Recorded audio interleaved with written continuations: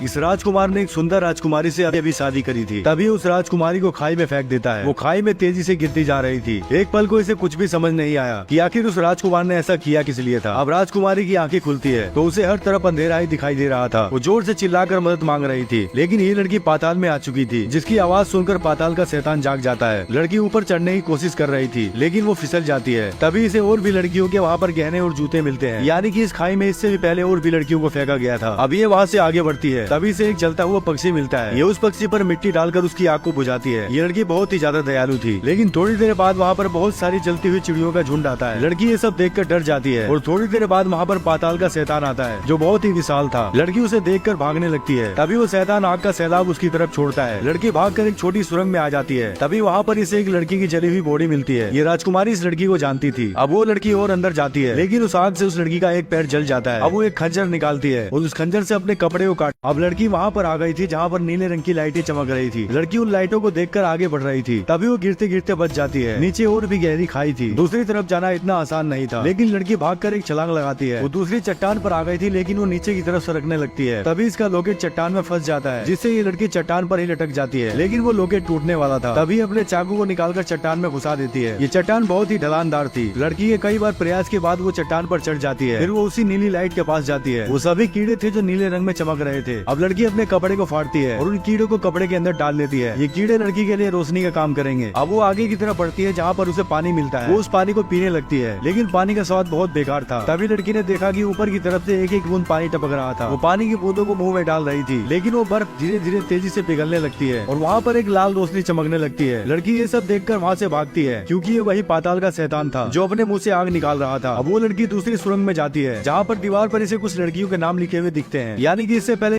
अब लड़की भागकर दूसरी सुरंग में चली गई थी, जहाँ पर कई लड़कियों के नाम लिखे थे, यानी कि कुछ लड़कियां भागकर इस जगह तक पहुँच गई थी और मरने से पहले अपने नाम को चट्टानों पर लिख दिया था। तभी लड़की ने देखा कि इसके जले हुए पैर पर वही चमकीले कीड़े चल रहे थे। लड़की उन कीड़ों को हटाती है, लेकिन जब उसने ध्यान से देखा तो उसका घाव ठीक हो चुका था। ये कीड़े जिस घाव पर भी बैठते थे वो घाव ठीक हो जाता था। अब लड़की यहाँ से और आगे जाती है, जहाँ इसे एक कमाल का दृश्य दिखाई देता है। इसको लगता है कि यहीं से जाने का रास्ता होगा, लेकिन उस पूरे रास्ते पर नुकीले कांच के पत्थर थे। अब लड़की इसी रास्ते से बाहर निकलने की ठानती है। उसे एक पुराना ताज मिलता है। उस ताज को नुकीले पत्थरों में फंसाकर चढ़ने लगती है। धीरे धीरे वो लड़की बहुत ऊपर चढ़ चुकी थी, लेकिन तभी नीचे पाताल का शैतान आ जाता है और लड़की ने जिस नुकीले पत्थर को पकड़ा हुआ था वो पत्थर टूट जाता है। लड़की नीचे गिरने लगती है और उस शैतान ने भी अपना मुंह खोल लिया था, लेकिन लड़की उस ताज को दूसरे पत्थर में फंसा देती है और ये फिर से ऊपर चढ़ने का प्रयास करती है। आखिर में ये ऊपर तक पहुँच जाती है। फिर इस लड़की को एक नई उम्मीद दिखाई देती है। इसे बाहर जाने का रास्ता मिल गया था। वो यहाँ से बाहर जाती है, लेकिन लड़की ने देखा कि उसकी ऊंचाई बहुत ही ज्यादा थी। अब लड़की यहाँ से बाहर नहीं निकल सकती थी, क्योंकि ये बहुत ही ऊंचाई पर थी। लड़की बैठकर रोने लगती है और थोड़ी देर बाद इसे नीचे कोई दिखाई देता है। ये उनको आवाज लगाती है, लेकिन इसकी आवाज वहाँ तक नहीं पहुँच पा रही थी। तभी यहाँ पर ड्रैगन आ जाता है और लड़की को किसी की आवाज सुनाई देती है। उस आवाज को सुनकर ड्रैगन उनकी तरफ चला जाता है। वो लोग किसी लड़की को पुकार रहे थे, लेकिन लड़की बहुत ऊंचाई पर थी। यहाँ कुछ लोग पहुँच चुके थे। ये उस लड़की का पिता था और लड़की उतरकर नीचे आ जाती है, उनको ढूंढने लगती है। लेकिन आगे चल के लड़की को बहुत सारे सोने के गहने मिलते हैं। ये गहने उन्हीं 3 लड़कियों के थे जिन्हें मारा गया था। तभी यहाँ पर 3 अंडे टूटने लगते हैं। ये सभी ध्यान से देख रहे थे। उन अंडों से उसी ड्रैगन के बच्चे निकलते हैं। तभी आदमी उनको मारने का आदेश देता है। वो सैनिक उन्हें मार देते हैं और अब शुरू होने वाला था मौत का तांडव। वो ड्रैगन गुस्से से उड़ता हुआ आ रहा था। सभी सिपाही तैनात थे, लेकिन इनको क्या पता था कि वो ड्रैगन इतना खतरनाक हो सकता है। सभी सैनिक पल में मारे गए थे। अब केवल लड़की का पिता ही बचा हुआ था। ये ड्रैगन से माफी मांगता है, लेकिन ड्रैगन इसके पास आकर उसे पंजे से पकड़ लेता है। यहाँ और भी सैनिक उसी लड़की को ढूंढने आए थे। लड़की उनकी आवाज सुनकर उनकी तरफ जा रही थी, लेकिन तभी वो ड्रैगन फिर से आता है और एक सैनिक को उठाकर ले जाता है।